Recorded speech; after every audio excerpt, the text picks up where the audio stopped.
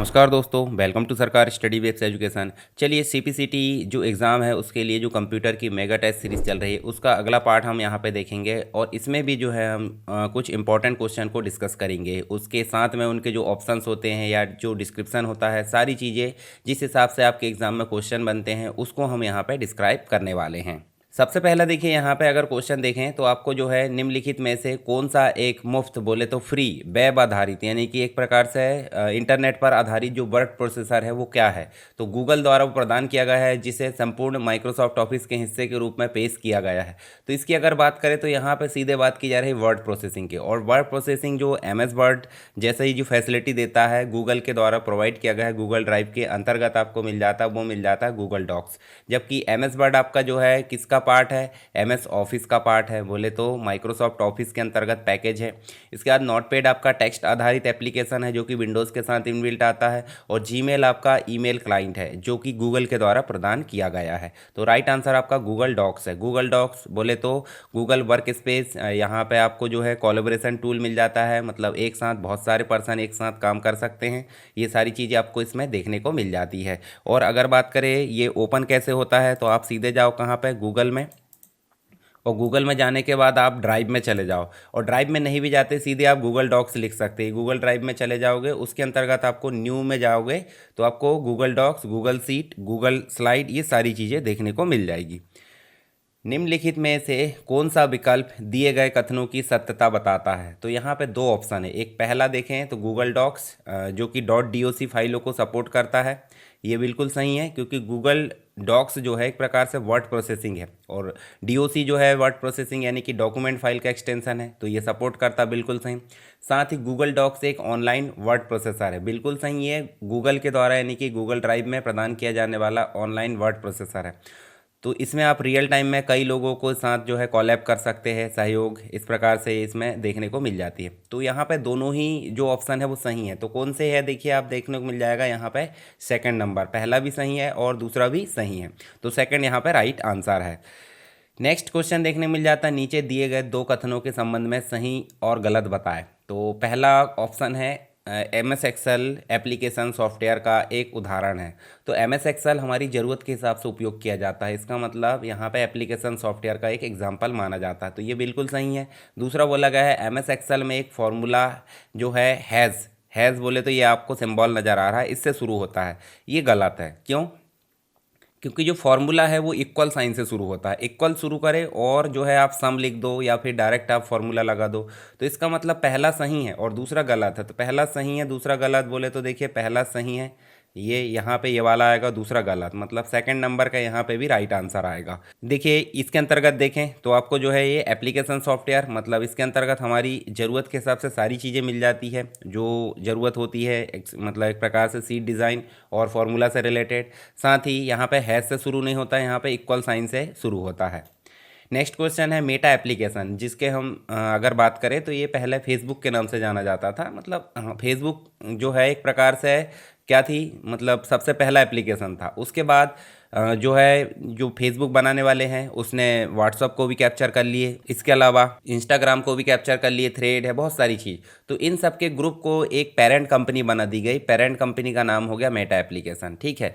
तो मेटा को जो है बनाने का श्रेय किसको जाता है, तो ये मार्क जुकरबर्ग को, यानी कि पहला यहाँ पे राइट आंसर है।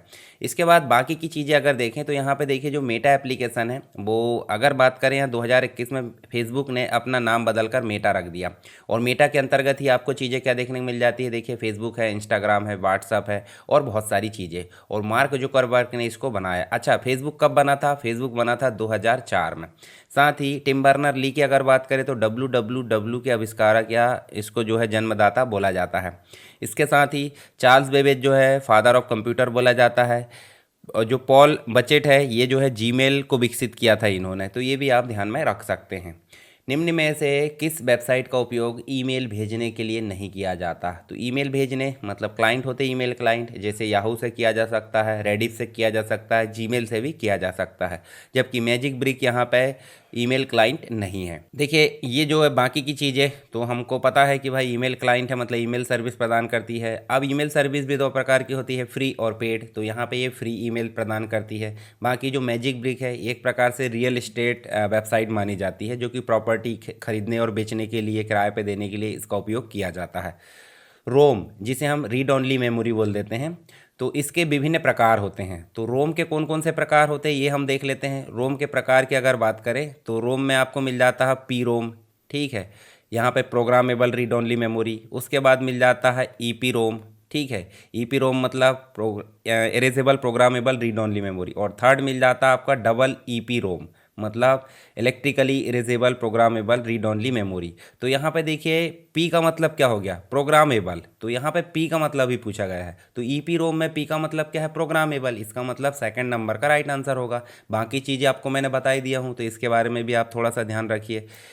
इसके बाद नेक्स्ट अगर देखें तो यहाँ पे एम सी आई और ए टी एन टी जो कंपनी है ये किसके संबंध में है, यानी किसके उदाहरण हैं। तो एक प्रकार के इंटरनेट सर्विस प्रोवाइडर इन्हें बोला जाता है, मतलब आईएसपी के कैटेगरी में आ जाती है। तो इंटरनेट सर्विस प्रोवाइडर मतलब थर्ड नंबर का राइट आंसर है। नेक्स्ट अगर देखें तो ईमेल, जिसे हम इलेक्ट्रॉनिक मेल बोल देते हैं। तो इलेक्ट्रॉनिक मेल क्या है, तो इलेक्ट्रॉनिक्स उपकरणों के संबंध में एक मेल है, ये बिल्कुल गलत है। एक संचार विधि है, मतलब कम्युनिकेशन मेथड है, जो कि मैसेज को एक कंप्यूटर नेटवर्क के माध्यम से भेजने के लिए इलेक्ट्रॉनिक्स उपकरणों का उपयोग कर लेती है। बिल्कुल सही है, मतलब एक कंप्यूटर और इंटरनेट का उपयोग करके हम मैसेज को एक जगह से दूसरी जगह भेजते हैं और प्राप्त करते हैं।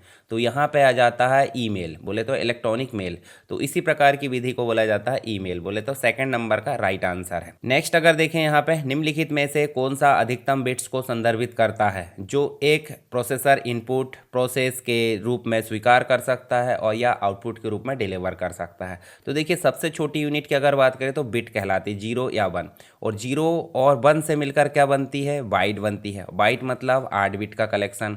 और 8 बिट बोले तो बिट्स जो बाइट है, बाइट को अगर कलेक्ट कर लिया जाए तो वो बन जाती है आपकी फील्ड। और फील्ड मतलब एक प्रकार से वर्ड हो जाता है, ठीक है। तो यहाँ पे जो है शब्द की लंबाई, मतलब यहाँ पे राइट आंसर क्या हो जाएगा, शब्द बोले तो वर्ड की लंबाई यहाँ पे बोली जाती है अधिकतम बिट्स, ठीक है। तो राइट आंसर आपका सेकंड होगा।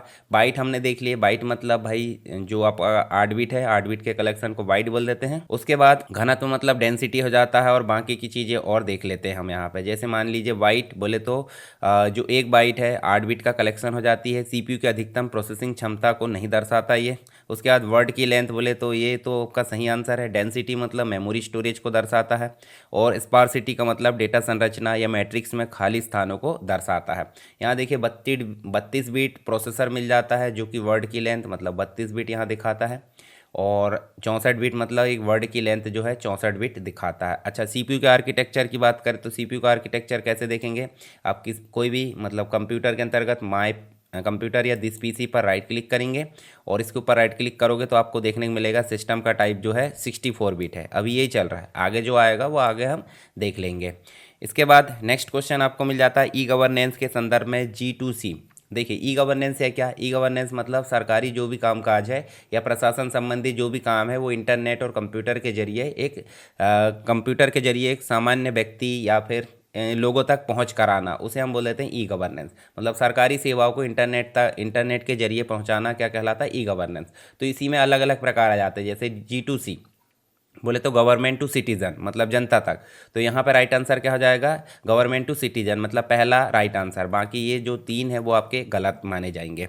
तो यहाँ G2C मतलब यहाँ ऑनलाइन टैक्स भुगतान देखने को मिल जाता है। पासपोर्ट आवेदन है, जन्म मृत्यु प्रमाण पत्र, बिजली पानी बिल भुगतान, ये भी। तो एक प्रकार से ट्रांसपेरेंसी, फास्ट और काफ़ी आसानी से सेवाएं इसके माध्यम से मिल जाती है, सरकार की सेवाएं नागरिकों को। इसके साथ ही G2C हमने देख लिए जो कि गवर्नमेंट टू सिटीज़न है। G2B मतलब गवर्नमेंट टू बिजनेस यहाँ पे देखने मिल जाता है। G2G गवर्नमेंट टू गवर्नमेंट और G2E मतलब गवर्नमेंट टू एम्प्लॉय। तो इस प्रकार से आप देख सकते हैं। तो इनके एग्जाम्पल भी आप पढ़ लेना। निम्न में से कौन सा विंडोज़ 7 का एक मान्य या वैलिड संस्करण नहीं है, तो विंडोज़ 7 इसके पहले काफ़ी प्रचलित है, अभी भी काफ़ी जगह चल रहा है, पर अभी देखें तो लेटेस्ट कंप्यूटर में विंडोज़ 10, विंडोज़ 11 देखने को मिल जाते हैं। तो विंडोज़ स्टार्टर यहाँ देखने को मिल जाता है, विंडोज़ प्रोफेशनल भी देखने को मिल जाता है, विंडोज़ एंटरप्राइज भी, जबकि विंडोज़ ऑफिस प्रीसियस यहाँ पे नहीं है। तो राइट आंसर आपका सेकंड होगा, ये विंडोज़ के जो बैलेट संस्करण उससे रिलेटेड नहीं है। इसके बाद देखिए Windows starter, Windows home basic है, विंडोज़ होम प्रीमियम है, प्रोफेशनल है, एंटरप्राइज है, अल्टीमेट है, ये सारे जो है विंडोज़ के वैलिड यहाँ पे वर्जन माने जाते हैं। नेक्स्ट है मल्टी प्रोग्रामिंग फीचर कई यूज़र प्रोग्राम को खालिस्तान में एक साथ रहने की सुविधा देता है। तो यहाँ देखिए आपको देखने को मिल जाता है मल्टी यूज़र प्रोग्राम खालिस्तान को, मतलब जो है प्रोग्राम को खालिस्तान में साथ रहने, खालिस्तान में बोले तो देखिए मल्टी प्रोग्राम कहाँ रन होंगे, ये रन होंगे मुख्य मेमोरी में, मतलब द्वितीयक और तृतीयक मेमोरी ये तो यहाँ पे काम नहीं आती। रोम आपकी बायोस के लिए उपयोग हो जाती है, बेसिक इनपुट आउटपुट के लिए, तो बचा क्या है, मुख्य मेमोरी। तो राइट आंसर आपका मुख्य मेमोरी होगा, जो कि मल्टी प्रोग्राम को एक साथ रहने में मदद कर लेता है। तो यहाँ देखिए आपको जो सीपीयू द्वारा जो है टाइम शेयरिंग के आधार पर ये चलाए जाते हैं, और सीपीयू प्रोग्राम्स एक प्रोग्राम से दूसरे प्रोग्राम में स्विच कर सकता है, ताकि उपयोगकर्ता को लगे कि सभी प्रोग्राम एक साथ चल रहा है, और काफ़ी तेज़ी से ये स्विच होता है ताकि यूज़र को पता ना चले। यह तकनीक सीपीयू के यूटिलाइजेशन, सिस्टम इफ़िशियंसी बढ़ाने के लिए उपयोग की जाती है। बाकी चीज़ें आप देखोगे तो द्वितीयक मेमोरी तो डेटा को स्टोर करती है फाइनली, और तृतीयक मेमोरी के अंतर्गत बैकअप लिया जाता है। रोम बोले तो बायोस के लिए यहाँ पे उपयोग की जाती है। MS वर्ड 2019 में स्पेलिंग चेक करने या स्पेलिंग चेक रन करने के लिए निम्न में से कौन सी की का उपयोग किया जाता है? तो इसकी शॉर्टकट की है F7। क्या है? F7। और बाकी की शॉर्टकट की भी आपको देखने को मिल जाएगी, जैसे F7 तो यहाँ पे स्पेलिंग एंड ग्रामर के लिए हो गई, बाकी F1 आपकी हेल्प के लिए हो गई, F3 ऑटो टेक्स्ट या क्विक इंसर्ट के लिए हो गई, F5 आपकी फाइंड एंड रिप्लेस या गो टू के लिए यहाँ पे हो जाएगी। तो ये आप ध्यान में रख सकते हैं। तो इस प्रकार हमने जो है कुछ इंपॉर्टेंट क्वेश्चन देखे, आई होप आपको समझ में आ गए होंगे। फिर भी अगर कोई डाउट है तो आप मुझे कमेंट बॉक्स में बता सकते हैं।